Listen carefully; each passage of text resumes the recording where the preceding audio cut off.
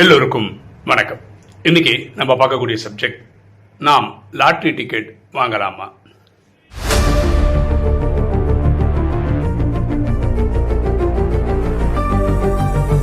ஒரு ஆத்மா என்கிட்ட என்ன கேட்டார்னா, லாட்ரி டிக்கெட் வாங்கலாமா வேணாமான்னு கூட கேட்கல. ஒரு லாட்ரி டிக்கெட் வாங்க போகிறேன், அதுக்கு ஒரு நம்பர் நீங்கள் விழக்கூடிய ஒரு நம்பர் நீங்கள் சொல்ல முடியுமா அப்படின்னு கேட்டிருந்தார். ஓகே, இந்த வீடியோ இந்த லாட்ரி மோகம் இருக்கிறவங்களுக்காக சமர்ப்பணம்னு வச்சுக்கோங்களேன். இப்போது அந்த தம்பி பேசுகிற லாட்ரி டிக்கெட் எப்படின்னா, ஒரு 4 டிஜிட் நம்பர் தான். அந்த 4 டிஜிட் நம்பர் நம்ம சொல்லணும், அந்த லாட்ரி டிக்கெட் வாங்கலாம். இப்போ கேரளாலலாம் லாட்ரி டிக்கெட் விற்கிறாங்க அப்படின்னா, லாட்ரி டிக்கெட் நீங்கள் காசு கொடுத்து வாங்கிடுவீங்க. அதில் வரக்கூடிய எந்த நம்பரும் நம்ம முடிவு பண்ணுறது கிடையாது. ஆனால் இவர் சொல்கிற ஸ்கீமில் அந்த 4 நம்பர் நம்ம டிசைட் பண்ணி இந்த நம்பர் தான் எனக்கு வேணும்னு சொல்லி வாங்கிக்கலாம். அது எப்படி ரொம்ப ஆழமாக போய் சரி எப்படி தான் ஏன் இவ்வளோ ஆர்வமாக இருக்காங்க அப்படின்னு தெரிஞ்சுக்கிறதுக்காக நான் ஸ்டடி பண்ணி பார்க்கும்போது பல விஷயங்கள் தெரிஞ்சுக்கிட்டேன். 4 டிஜிட் நம்பர், ஓகேவா? 4 டிஜிட் நம்பர்னா 0000 அங்கேருந்து ஸ்டார்ட் ஆகி 9999 10,000 நம்பர் வரும். இவங்க எப்படி பிரித்து வச்சுருக்காங்கன்னா, வாரத்தில் 3 வாட்டி ட்ரா நடக்கும். வாரத்தில் 7 நாளும் இருக்காது, வாரத்தில் 3 நாள் இருக்கும். ஃபர்ஸ்ட் ப்ரைஸ் ஒன்று கொடுக்குறாங்க, $2,000. செகண்ட் ப்ரைஸ் ஒருத்தருக்கு கொடுக்குறாங்க, $1,000. மூணாவது ப்ரைஸ் ஒருத்தருக்கு கொடுக்குறாங்க, அது $500, 499 என்ன கொடுக்குறாங்கன்னு நினைக்கிறேன். நாலாவது 10 பேருக்கு தராங்க, $250. அஞ்சாவது 10 பேருக்கு தராங்க, $100. அப்படி பார்த்தா என்னென்னா, ஒரு நாள் ட்ராவில் 23 ப்ரைஸ் இருக்குது. அதாவது நீங்கள் ஒரு நம்பர் வாங்கிக்கிறீங்க, உங்களுக்கு லக் இருந்தால் இந்த 23 ஏதாவது ஒன்று கிடைக்கும். ஒன்று அந்த $100 கிடைக்கலாம், இல்லை ஃபஸ்ட்டு வரக்கூடிய $2,000 கிடைக்கலாம். ஓகேவா? ஸோ நமக்கு அந்த ஒரு நம்பர் விடுறதுக்கு ஏதாவது ஒரு ப்ரைஸ் வேணும்னா 1/10,000 தான் அதோட ப்ராபபிலிட்டி, அதாவது வாய்ப்புகள். இப்போ டாஸ் போடுறோம்னு வச்சுக்கலாம், ஒன்று தலை ஒன்று வால், கரெக்டாக ஹெட் ஆர் டெய்லுன்னு சொல்கிறோம். ஏதாவது ஒரு ரிசல்ட் வரும், 2 சான்ஸ் இருக்குது, ஹெட் இல்லை டெய்லுன்னப்போ 1/2, அதாவது 50% சான்ஸ் இருக்குன்னு சொல்கிறோம். இப்போ இந்த இதில் நீங்கள் வாங்குகிற நம்பர் வேணும்னா அதுக்கு சான்ஸ் என்ன அப்படின்னு பார்த்தீங்கன்னா 1/10,000. அப்போவும் மக்கள் இது கிரேஸாக வாங்குறதுக்கு காரணம் என்னென்னா, 4 டிஜிட் தானே, வாய்ப்பு இருக்குது. இதில் ஏகப்பட்ட காம்பினேஷன்லாம் விளாட்றாங்க. இல்லை பெர்முட்டேஷன் காம்பினேஷன் ஒன்று இருக்குது. இப்போ 1 2 3 4 ஒரு நம்பர் இருக்குது, எக்ஸாம்பிள் வச்சுக்கோங்களேன். அது எப்படிலாம் அரேஞ்ச் பண்ணலாம்? 1 2 3 4 அரேஞ்ச் பண்ணலாம், 1 2 4 3 அரேஞ்ச் பண்ணலாம், அந்த 2 வேறு இடத்துல போடலாம். இப்படி போட்டால் 24 வழியில் நீங்கள் இது பண்ணலாம். சில பேருக்கு என்ன தோணுன்னா, இந்த நம்பர் தான் விழுன்னு ஒரு குத்து மதிப்பாக அவங்களுக்கு மனசில் தோணும், 1 2 3 4 தான் விழும், ஆனால் என்ன ஆர்டரில் வேணால் விழும் அப்படின்னு தோணிச்சுன்னு வச்சுக்கலேன். இந்த 24 நம்பர் ஒன்றா வாங்கிக்கலாம். 1 2 3 4 $24 கட்டிக்கணும். அதாவது எப்படியும் மிஸ் ஆகாதுன்ற மாதிரி ரொம்ப ஸ்மார்ட்டாக யோசிச்சாங்கன்னு வச்சுக்கலேன். 23 ப்ரைஸ் இருக்குல்ல, இப்போ 000 அதில் 4 0லேருந்து 4 9க்குள்ளே பார்த்தீங்கன்னா 10,000 நம்பர் வருது. 10,000 நம்பர் ஒருத்தரே வாங்கிட்டார்னா 23 ப்ரைஸ் அவருக்கு தானே. உண்மைதான், வாய்ப்பே இல்லாமல் அவனுக்கு எல்லாமே கிடச்சிரும், டவுட்டே கிடையாது. ஆனால் என்ன கிடைக்கும்? ஃபர்ஸ்ட் ப்ரைஸ் ஒரு 2,000 கிடைக்குமா? செகண்ட் ப்ரைஸ் ஒரு $1,000 கிடைக்குமா? மூணாவது ப்ரைஸ் ஒரு 500 கிடைக்குமா? 3 கூட்டினா எவ்வளோ வருது? 3,500 ஆயிடுச்சா? நாலாவது 250 × 10, இப்போ 2,500. கடைசி அஞ்சாவது $100, 10 பேருக்கு 100 கிடைக்கும், 1000. எல்லாம் கொடுங்களா, 6,500 தான் வரும். நீங்கள் $10,000 போட்டால் தான் இந்த $6,500 சம்பாதிக்க முடியும். ஆனால் எல்லாம் 23 நீங்களே தான் வாங்குவீங்க, ஜெயிப்பீங்க. அப்போ அந்த கம்பெனி $3,500 சம்பாதிச்சிடும். சரியா? அப்போது நான் ஆர்வத்தின் கோளாறில் சாட்ஜிபிட்டியோட சில கேள்வியெல்லாம் கேட்டேன். இந்த 4 நம்பர் சிஸ்டமில் ஏதாவது ஒரு நம்பர் அடிக்கடி விழுதா? அது என்ன சொல்லுது? ஆமாம், 1 2 3 4 இந்த நம்பர் அடிக்கடி விழுது, 8 8 8 8 இது அடிக்கடி விழுது, 0 0 0 0 இது அடிக்கடி விழுதுன்னு சொல்கிறது. ஆனால் அது என்ன வார்ன் பண்ணுதுன்னா, இதோட ஃப்ரீக்வன்சி இருக்குல்ல, ஃப்ரீக்வன்சியில் திரும்ப ஒரு அடி விடுறது. இப்போ இன்றைக்கி 1 2 3 4 விழுந்துச்சுன்னு வச்சுக்கோங்க. இதே 1 2 3 4 எப்போ விழும்? 6 வாரத்துலேயும் விழுந்திருக்கு, 6 வருஷத்துலேயும் விழுந்திருக்கு. ஓகேவா? இப்போது ப்ராக்டிக்கலாக யோசிப்பாங்க. உங்களுக்கு ப்ரைஸ் கிடச்சி ஆகணும், ஃபஸ்ட்டு $2,000 கிடச்சி ஆகணும்னு நீங்கள் ஆசைப்பட்றீங்கன்னு வச்சுப்போமே. நீங்கள் 1 2 3 4ன்ற ஒரு நம்பரை வாங்குறீங்கன்னு வச்சுக்கோங்க. எல்லா வாட்டும் நீங்கள் 1 2 3 4 தான் வாங்கணும். அப்போ வாரத்தில் 3 வாட்டி வந்துச்சா, அப்போ ஒரு $3 போயிடுமா? $1 தான் நீங்கள் வாங்குறீங்கன்னு வச்சுனா $3 போயிடுச்சா? அப்போ ஒரு வருஷத்தில் உங்களுக்கு 52 வாரம் இருக்கா? 52 × 3 நீங்கள் செலவு பண்ணுவீங்களா? உங்களுக்கு ஒரு வேலை 10 வருஷம் ஆகுது அந்த நம்பர் வீடுறதுக்குன்னு வச்சுக்கோங்களேன். அப்போது ஒரு வருஷத்தில் நீங்கள் என்ன போட்டிங்க? 52 × 3 × 10 போட்டுக்கோங்க. ஏன்னா 10 வருஷம். ட்ராமாவில் டைமே இல்லையே. பாருங்க, 6 வாரத்துலேயும் விழலாம். ஆனால் விழுன்றதுக்கு எந்த ப்ரூஃபும் கிடையாது, எந்த கேரண்டியும் கிடையாது. இதில் பெரிய பியூட்டி என்னென்னு, சில பேர் என்ன சொல்கிறாங்கன்னா, அந்த வின்னிங் நம்பர் நான் தரேன், எனக்கு $150 கொடுங்க, $150 கொடுங்க அப்படின்னு கேட்குறாங்க. கொஞ்சம் யோசிக்க வேண்டிய விஷயம் என்னென்னா, அவனுக்கு அந்த வின்னிங் நம்பர் தெரியுமா இருந்தால் அவனே வாங்கி அந்த $2000 வாங்கிட்டு போயிடலாம்ல. அப்போ என்ன ஐடியா? நீங்கள் $1 கட்டினா உங்களுக்கு $2000 கிடைக்கிது லாட்ரி. அவனுக்கு வந்து உங்ககிட்ட இருந்து ஒரு $150 வாங்கிட்டானா அவன் மேபி 150 டோக்கன் வாங்கி வச்சு பணம் இருக்கும். அதுக்காக பண்ணுறாங்க.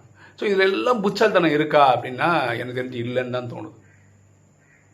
ஒருவேளை எப்படி வச்சுக்கோங்களேன், உங்கள் எண்ணத்துக்கு ப்ரைஸ் கிடைக்குதுன்னே வச்சுக்கோங்க. ஒரு 5 வருஷமாக ஒரே நம்பரில் விளையாடிட்டே இருக்கீங்கன்னு வச்சுப்போமே, 1 2 3 4ன்னு வச்சுக்கோங்களேன். இப்போ நான் சொன்ன மாதிரி $3 ஒரு வாரத்துக்கு செலவு பண்ணோம். ஏன்னா வெனஸ்டே, ஃப்ரைடே, சாட்டர்டே ஏதோ 3 நாள் தான் அவங்க அந்த இது நடத்துகிறாங்க. எனக்கு கரெக்டாக தெரியல. வாரத்துக்கு 3 நாள் நடத்துகிறாங்க, அது மட்டும் தெரியும். இப்போ வாரத்துக்கு 3 × 52 வாரம் × ஒரு 5 வருஷம் பண்ணதுக்கப்புறம் அவங்களுக்கு விழுதுன்னு வச்சுப்போமே. ஃபஸ்ட்டு ப்ரைஸே விழுதுன்னு வச்சுக்கோங்க, $2000 விழுதுன்னே வச்சுக்கோங்களேன். ஆனால் இங்கே செலவு பண்ண காசு அதெல்லாம் மைனஸ் பண்ணி பார்க்கும்போது ஏதோ ஒன்று தேடி இருக்கும், அவ்வளோதானே. மேபி இவர் கொஞ்சம் ஜாஸ்தியாக கிடச்சிருக்கலாம், இல்லை விட்டது ஜாஸ்தியாக இருக்கும். கரெக்டாக. இதை விட பெரிய ப்ராப்ளம் என்ன தெரியுமா? இப்போ ஒரு எக்ஸாம்பிள் 1 2 3 4 வாங்கியிருக்காரு. இன்றைக்கி ப்ரைஸ் வந்து 1 2 3 5ன்னு வச்சுக்கோங்களேன்.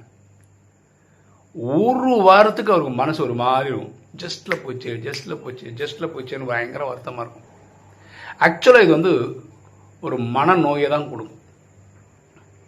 நான் பார்த்த வரைக்கும் மனிதர்களோட வீக்னஸ் இப்படி தான் இருக்குது.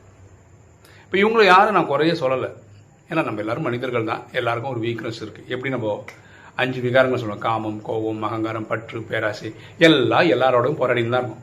ஒருத்தருக்கு அது காமமாக இருக்கும், ஒருத்தருக்கு அது கோபமாக இருக்கும், அகங்காரமாக இருக்கும், ஒருத்தருக்கு பற்றாக இருக்கும், ஒரு பேராசையாக இருக்கும். எதை 5 வச்சு கஷ்டப்படுற மாதிரி இதுவும் ஒரு விகாரம் தான். இப்போ சினிமா எடுக்கிறாங்கல்ல, ஒரு ப்ரொடியூசர் சினிமா எடுக்கிறாருன்னு வச்சுக்கலாம். எக்ஸாம்பிள் வச்சுக்கோங்க, 10 கோடி போட்டு ஒரு படம் எடுத்தாருன்னு வச்சுக்கோங்க. படம் அட்டர் ஃப்ளாப்புன்னு வச்சுக்கோங்களேன். அதுக்கப்புறம் ஒரு ஞான உதயம் வந்து நான் வேற ஒரு துறைக்கு போய் அங்கே சம்பாதிச்சு பெரிய ஆளாக ஆகிறேன். திருப்பியும் படம் தான் எடுப்பார். அவர் கடன் வாங்கியாவது படம் தான் எடுப்பார். அதுவும் ஃபெயிலியர் ஆகலாம், திருப்பியும் படம் தான் எடுப்பார். ஏன்னா அவருக்கு தெரிஞ்ச பிஸ்னஸ் அது மட்டும்தான். இவருக்கு நேரம் நல்லா இருந்ததுன்னா ஒரு 5வது படம் 6வது படம் ஹிட் ஆகி போட்டது மொத்தமாக லீடுவராக இருக்கும். ஆனால் அவர் அப்படி தான் இருப்பார். ஏன்னா எனக்கு ஒரு தம்பி வந்து சினிமா நடிக்கிறவர், நம்ம யூடியூப் வீடியோ பார்க்குறவர். அவர் நிறைய பேர் சொல்லுவார், அண்ணா எனக்கு வந்து படம் எடுக்கிறதுக்கு காசு உங்களால் எங்கேயும் அரேஞ்ச் பண்ணி தர முடியுமா, உங்களுக்கு தெரிஞ்ச ஃபினான்ஷியல். அப்போது அவங்க டீல் பண்ணி பார்க்கும்போது அங்கே லைனில் இருக்க எல்லாருமே இப்படி தான் இருக்காங்க. படம் எடுப்பாங்க, அதனால் பைசா சம்பாதிப்பாங்க. படம் எடுப்பாங்க, அதனால் பைசா காலி பண்ணுவாங்க. அதே மாதிரி இந்த குதிரை ரேஸ் இருக்குல்ல, இப்போ சென்னையில் இல்லை, கிண்டியில் இருந்தது ஒரு காலத்தில். பெட்டு பண்ணுவாங்க குதிரை மேலே. அந்த குதிரை ஜெயிக்கும் தோக்கும், ஆனாலும் பெட் பண்ணிக்கிட்டே இருப்பாங்க. இன்றைக்கி இல்லை நாளைக்கு கிடைக்கும், இன்றைக்கி இல்லை நாளைக்கு கிடைக்கும், இன்றைக்கி இல்லை நாளைக்கு கிடைக்கும் அப்படின்னு நினச்சி பண்ணுவாங்க.